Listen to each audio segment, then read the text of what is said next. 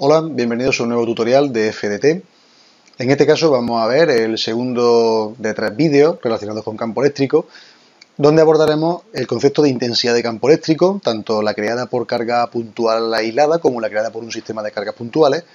el teorema de Gauss como una aplicación al cálculo del flujo eléctrico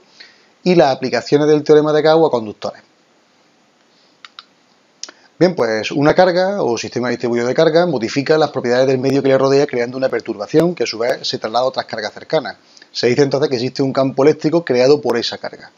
El campo eléctrico entonces es una zona del espacio donde una carga eléctrica sufre la acción de una fuerza eléctrica debido a cargas puntuales aisladas, agrupadas o distribuidas.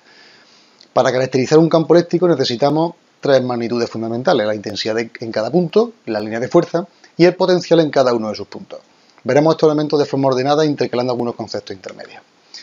El campo eléctrico es un campo de fuerza, y recordando qué significaba esto, necesitábamos para poder definirlo una magnitud activa, que en nuestro caso es la carga, y una magnitud vectorial característica de cada punto, que en nuestro caso es la intensidad de campo eléctrico,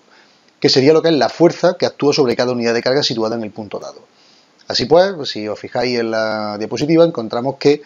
la fuerza correspondería a la intensidad de campo eléctrico por la magnitud activa, que en nuestro caso es la carga. Esta carga de prueba se suele utilizar con un valor unitario para que no afecte al resultado, y realmente no es indiferente porque luego se nos simplifica en el cálculo operatorio. Bien, pues al ser la fuerza una magnitud vectorial, la intensidad de campo o campo eléctrico también lo tiene que ser, y su dirección y sentido coinciden con lo de la fuerza ejercida sobre una carga positiva de prueba colocada en el punto donde queremos calcular el campo eléctrico. El campo eléctrico creado por una carga puntual aislada, recordando que Q es la carga que crea el campo y Q' la carga de prueba, pues se parte de la ecuación primera, donde hemos visto que F es igual a E por la carga. Si hacemos la división e incorporamos, como vimos en el primero de los vídeos, que la fuerza tiene este valor, haciendo que incorporemos a la expresión vectorial lo que es el vector de posición, y dividiendo, vemos que estas dos cargas se repiten, con lo cual se simplifican de la función, que era lo que estábamos comentando inicialmente. Y entonces nos quedaría como resultado que el campo eléctrico es igual a 1 partido por 4pi, epsilon 0, epsilon r, dependiendo del medio, por la carga partido por la distancia al cuadrado, afectado del vector de posición y expresado en newton partido por coulombio. Si particularizamos para la expresión modular en el vacío, haciendo que la epsilon sub r valga la unidad, pues tendríamos que vale 9 por 10 elevado a 9 por Q partido por R cuadrado. Si calculamos, por ejemplo, en el centro de gravedad de un cubo de 1,5 metros de arista, con una carga de 80 microcoulombios, la intensidad de campo eléctrico que hay en el centro de una cara, daría igual en qué cara lo escogiéramos, puesto que todas están a la misma distancia. Pues bueno, tendríamos los datos recopilados, que serían 80 microcoulombios, que como recordáis,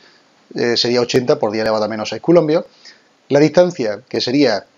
1,5 en la distancia completa, luego sería la mitad de esa distancia, 0,65 metros, y sustituyendo la expresión del campo, pues nos queda directamente 1,28 por 10 a la 6 newton partido coulombio, que sale de despejar justamente la unidad correspondiente al despejar el campo de la fuerza partido por la unidad de carga. Vectorialmente, para el caso estudiado, pues como la carga la incorporamos en esta lateral de la cara, la componente vectorial sería la correspondiente al eje horizontal positivo y por tanto le asignamos la I. El campo eléctrico creado por un sistema de cargas puntuales por el principio de superposición se obtiene sumando vectorialmente cada uno de los campos intervinientes. Así pues si tenemos n campos vectoriales interviniendo sobre un sistema puntual, pues tendríamos simplemente la suma vectorial por componente de cada uno de ellos, desde i igual a 1 hasta la n cargas que tuviéramos. En un caso de una carga distribuida, la carga ya no podemos expresarla como un elemento puntual, sino como la sumatoria, en este caso extendida hasta todos los términos que corresponden con la densidad de carga,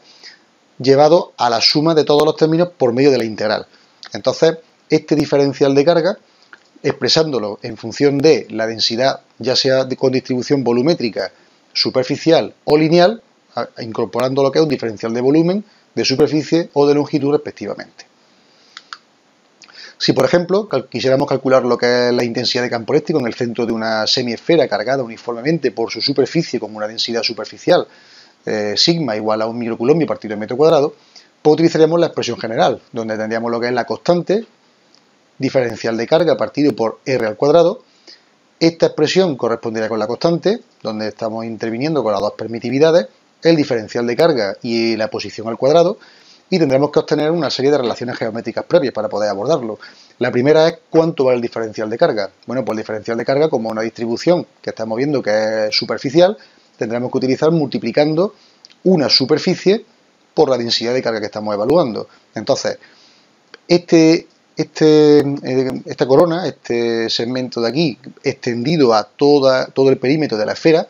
tendríamos lo que es una porción de esa esfera correspondiente con una superficie 2pi por i por diferencial de x. Y a esto le afectaríamos de la densidad superficial de carga correspondiente. Este elemento de aquí sería la superficie lateral de esta rebanada que estamos tomando para luego, posteriormente, poder proceder a la integración. Geométricamente, si nos fijamos en este ángulo phi que aparece aquí, esta magnitud vale x y esta dimensión vale la y, pues tenemos que el coseno de phi sería x partido por r. X, que sería la proyección del coseno, por r, que sería la hipotenusa y el radio de la esfera.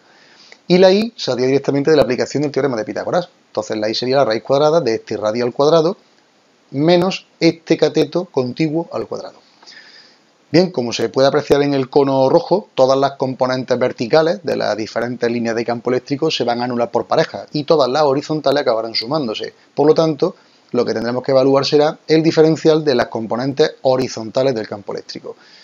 Este campo eléctrico, E sub x, se puede expresar como el producto del diferencial de E proyectándolo sobre el coseno de phi. El coseno de phi ya sabemos lo que vale, lo hemos calculado aquí arriba en la parte geométrica, y el diferencial de campo lo tenemos aquí arriba, con lo cual, aunando estas dos expresiones, obtenemos esta expresión de aquí en función de un diferencial de x. Esa expresión procederemos ahora a integrarla haciendo, pues, esta integral de aquí la modificamos de una forma más o menos cómoda, recolocando el integrando para poder hacer luego una integral de tipo inmediata y convertirlo en la expresión que tenéis aquí, haciendo uso de los extremos de integración entre 0 y r, dado que lo que estamos evaluando, recordad, es el diferencial de x. Con lo cual, la posición que varía correspondería al mínimo del diferencial de x, que sería cuando vale 0, y al máximo, que sería cuando vale la totalidad del radio de la esfera. Bien, el concepto de línea de fuerza fue introducido por primera vez por Faraday y se corresponde con una serie de líneas imaginarias que parten de las cargas positivas, fuentes, hacia las cargas negativas que se denominan sumideros. Aquí tenéis lo que es una representación simbólica. En función de las distintas combinaciones de cargas, pues serían distintos campos de fuerza y dependiendo de su intensidad, distintos números de líneas. Más denso, más números de líneas, más separación o más proximidad en las cargas afectará a lo que es la distribución geométrica de las líneas de fuerza. El teorema de Gauss hace referencia a una evaluación del flujo que atraviesa una superficie cerrada que se denomina superficie gaussiana en un campo eléctrico como la suma algebraica de las cargas eléctricas encerradas en el interior de la misma, dividida entre la constante dieléctrica absoluta del medio en el que se encuentran estas cargas.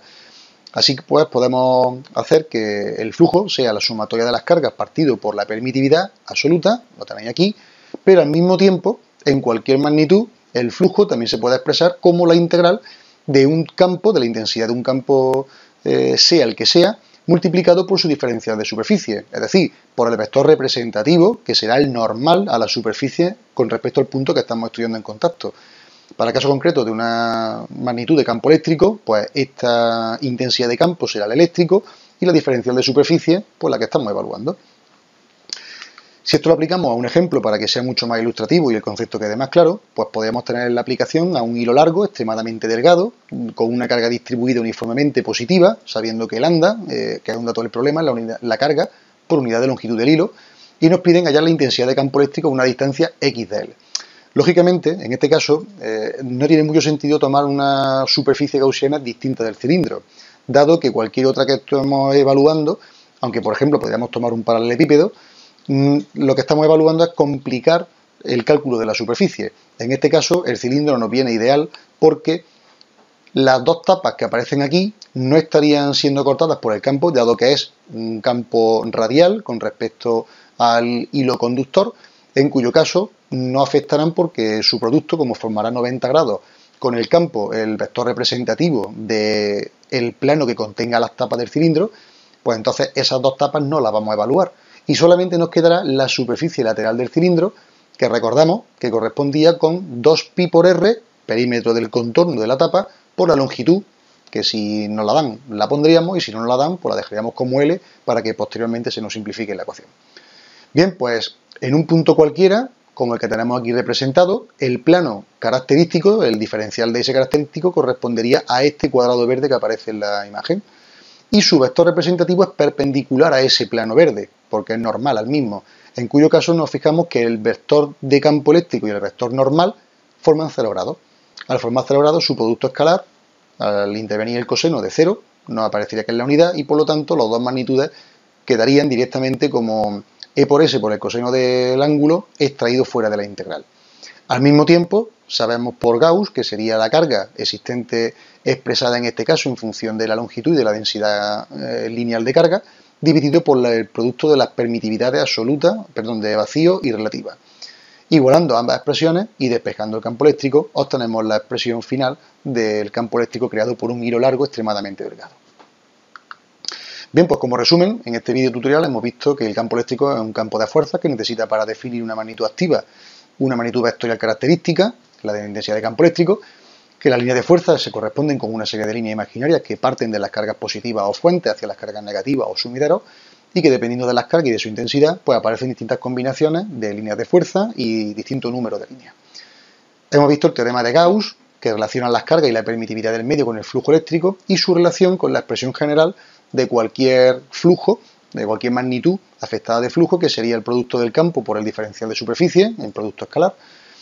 Y por último, para hacer ya lo que es un recordatorio de cara a los problemas, pues rogaros encarecidamente que te prestéis mucha atención a cómo poner el modo de funcionamiento de la calculadora, dado que al intervenir magnitudes trigonométricas, en el momento en el que afectemos de grados trabajando en radianes o viceversa, los resultados se verán afectados negativamente y saldrán mal los problemas. Bien, pues hasta aquí todo el vídeo, espero que haya sido de vuestro interés. Recordaros que son 3 vídeos los que forman el completo del tutorial de campo eléctrico. Es conveniente que los veáis si queréis tener una visión completa de los mismos. Y recordaros que podéis acceder a la página principal fdet.es, donde encontraréis esto y muchos más problemas resueltos relacionados con esta y otras materias, para que podáis aprovecharlo en vuestro estudio. Muchas gracias por vuestra atención y esperamos veros por aquí pronto.